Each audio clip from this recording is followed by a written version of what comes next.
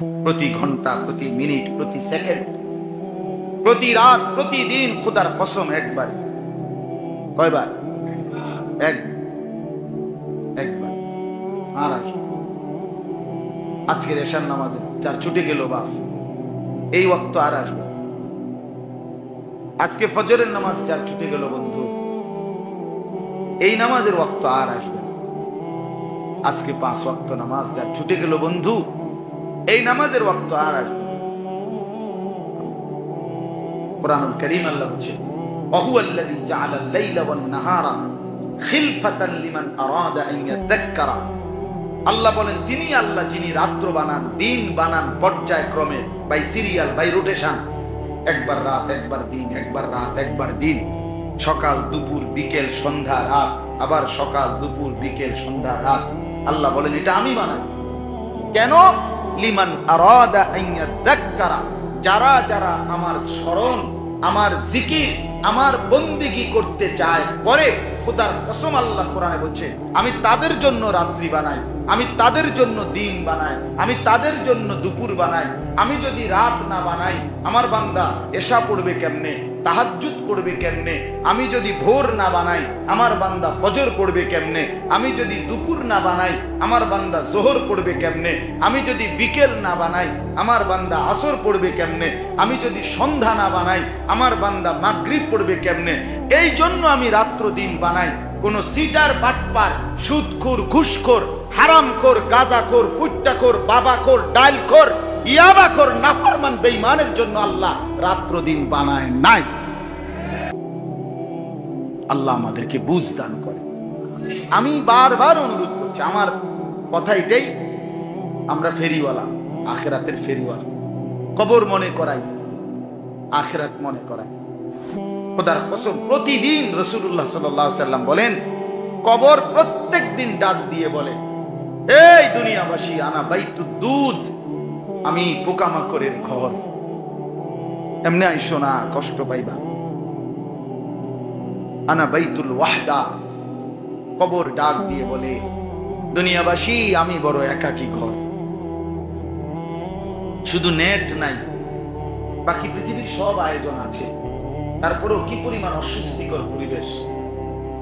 সবার মাথায় এক শব্দ, নেট আসবে কখন? এখন তো শুধু নেট নাই, কিন্তু বউ বাচ্চা, পরিবার, আলো বাতাস, রোদ অন্ধকার সব আছে দোস্ত আমার। কিন্তু কবরের কিছুই থাকবে না। কেমনে থাকবে? আমি থাকবো কেমনে? আপনি থাকবেন কেমনে? হ্যাঁ, হযরত ওসমান রাদিয়াল্লাহু তাআলা আনহু প্রতিদিন যখনই কবর দেখতেন, টুকরে টুকরে কাঁপতেন। হাত্তা ইয়াবুল্লা লিহিয়াতাহু, হাদিসের মধ্যে আছে তার দাড়ি পর্যন্ত ভিজে যেত। সাহাবীরা জিজ্ঞেস করতেন, ও ওসমান, কবর দেখলে এভাবে কাঁদেন কেন? তিনি বলেন, আল্লাহর কসম, কবর আখিরাতের প্রথম মঞ্জিল, প্রথম ঘাঁটি। এ ঘাঁটিতে যদি মুক্তি হয়, সামনের ঘাঁটিতেও মুক্তি হবে। এ ঘাঁটিতে যদি আটকে যায়, সামনের ঘাঁটিতেও আটকে যাবে। এজন্য কবর দেখলে আমার বড় ভয় হয়। নওজোয়ান, তুমি ভুল বুঝো না। তোমার গ্রামের 3 জন মুরব্বী দেখা ধোকা খাইও না, তুমিও বুড়া হবা না দোস্ত। প্রত্যেক গ্রামবাসী হিসাব করে দেখো, নিজ মহল্লায় যুবক যে তোমার সমপরিমাণ সমবয়সী কতজন, এই মহল্লায় বুড়া কতজন।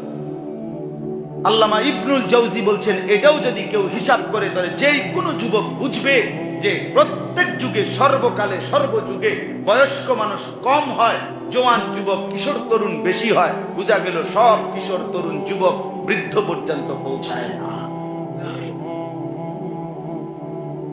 নাই তো সমান তালে হইতো। যদি এই মহল্লায় জওয়ান হই 100 জন, বুড়া হবার কথা 70-80 জন, কাছাকাছি থাকা। কিন্তু বুড়া মানুষ আছে 3।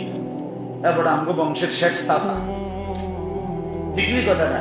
এবার আমগো পুরা পাড়ার মধ্যে এবার মুরু সামনে কয় না। এই জন্য ইন্নামাল খায়রু ফিশ শাবাব, মালিক ইবনে দিনার বলছে, সমস্ত কল্যাণ যৌবন,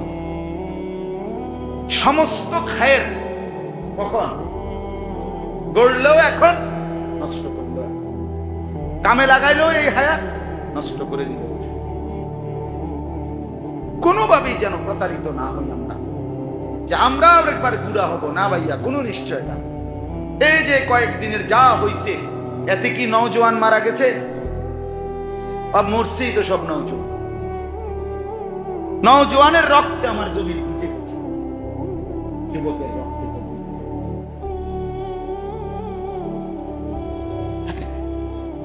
দয়া করে আমরা প্রত্যেকেই মুরব্বীদেরকে বলি, চাচা, রাসূলুল্লাহ সাল্লাল্লাহু আলাইহি সাল্লাম, মুসলিম শরীফের হাদিস, আল্লাহ নবী সাল্লাল্লাহু আলাইহি সাল্লামের স্পষ্ট হাদিস, নবীজি বলছেন, যাকে আল্লাহ আ'যারাল্লাহু ইলা ইমরিইন আখারা উমরাহু হাত্তা বালাগা 60, নবীজি বলছে, যাকে আল্লাহ 60 বছর হায়াত দিয়েছে অথচ এরপরও গুনাহ থেকে বাঁচে নাই, জাহান্নাম থেকে মুক্তি নিতে পারে নাই, খোদার কসম নবী বলছে যে আল্লাহ তাআলা তাকে হাসরের ময়দানে দাঁড় করিয়ে কোনো কথা বলার 1 সেকেন্ড কোনো সুযোগ দিবে না, আমি দাঁড় করাইয়া ফিরাবো।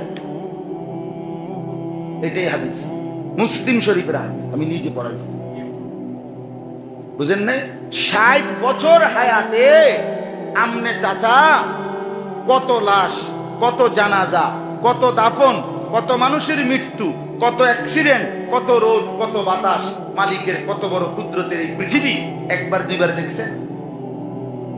এত কিছু দেখার পরেও 60 বছর পরেও আপনার বিড়িখানার অভ্যাসটা ছুটলো না। ঘটনাটা কি? আপনার কবরের কথা মনে পড়বে কত বছর পরে? 600 বছর পরে।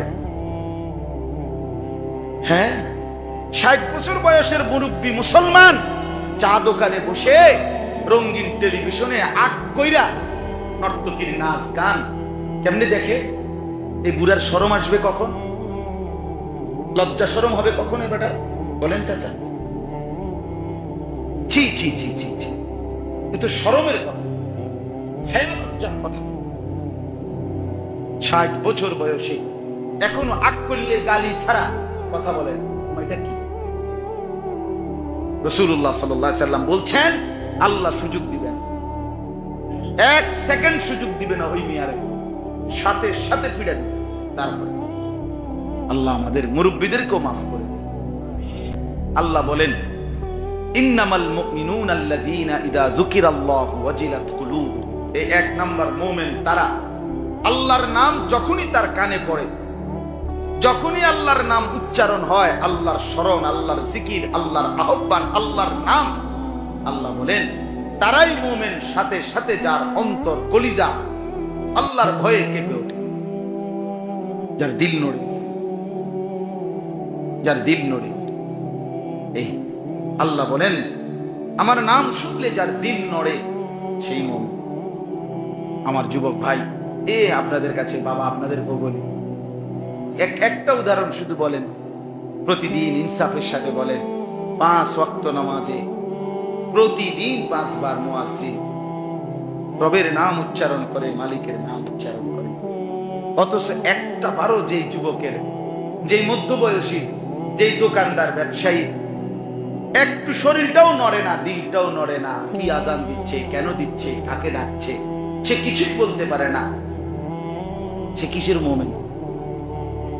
হ্যাঁ, আল্লাহ তো বলছে ইন্নামাল মুমিনুনা, ইন্নামা হাসর, আরবিতে ইন্নামা শব্দ সীমাবদ্ধ বোঝায়। সীমাবদ্ধ মানে এরকমই হইতে, সীমাবদ্ধ অর্থ হইল মানে কি আপনি এরকমই হইতে হবে, এর ব্যতিক্রম হলে হবে না, এটারে হাসর বলে। আল্লাহ বলেন মুমিন সেই কেবল যে আমার নাম শুনলে যার দিল নড়ে, কলিজা নড়ে। এখন প্রতিদিন 5 ওয়াক্ত নামাজের আযান হয়, অথচ ছেলেটা দাঁড়িয়ে আছে, মহিলা রান্নাই করছে, জোহরের ওয়াক্ত চলে যায়, বেড়ি অনুকরলাবাজি করে, এখনো ডাল রান্না হয় নাই, এখনো গরু গোসল করায়, এখনো উড়ান ঝাড়ু দেয়, জোহরের ওয়াক্ত শেষ। হায় নারী, হায় মা, শুধুমাত্র করলাবাজি আর ডাল ভাজি, ডাল রান্নার জন্য খোদার জোহর শেষ করে দিলেন। যুবক ভাইয়া, তুমি তোমার শুধু বন্ধু, বিকাল 3টায় বের হইলা, রাতের 11টা বাজে ঘরে ফিরলা, 8 ঘন্টা, মাঝখানে আসর, মাগরিব, এশা, 3 ওয়াক্ত নামাজের আযান হইছিল, তুমি নামাজ পড়লা না, শুধু বন্ধুদের আড্ডা আর মোবাইল টিপলা। হায় রে গাদ্দার, হায় রে গাদ্দার, হায় রে গাদ্দার।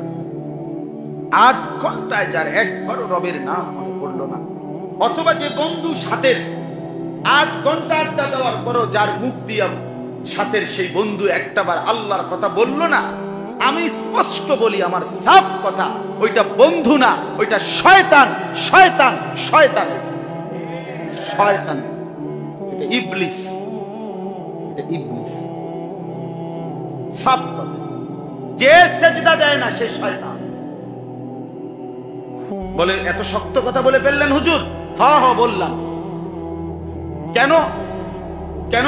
দলিল কি? দলিল কোরআন।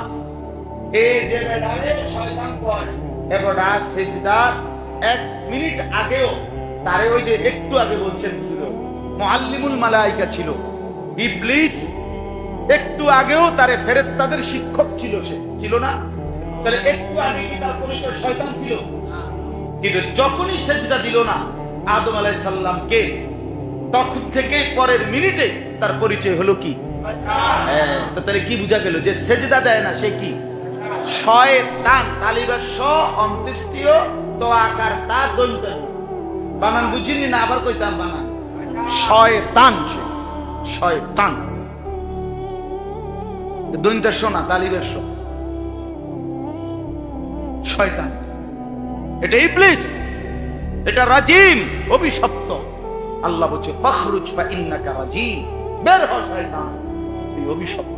সেজদা দিলে, একটা সেজদা না দিলে বন্ধু যদি এই পরিমাণ অভিশপ্ত হয়, প্রতিদিন কতগুলো সেজদা ছুটে গেল? 4 রাকাত ফজরের, 4 রাকাত নামাজে 8টা সেজদা ছুটে গেছে। 12 রাকাত জোহরের নামাজে 24টা সেজদা ছুটে গেছে। 8 রাকাত আসরের নামাজে 16টা সেজদা ছুটে গেছে। 7 রাকাত মাগরিবের নামাজে 14টা সেজদা ছুটে গেছে। 15 রাকাত এশার নামাজে 30টা সেজদা ছুটে গেছে। আজকের দিনে কয়টা সেজদা ছুটে? ওই মাকে জিজ্ঞেস করেন, ওই বোনকে, ওই ছেলেকে, ওই বাবাকে। আল্লাহ আমাদেরকে বুঝ দান করেন।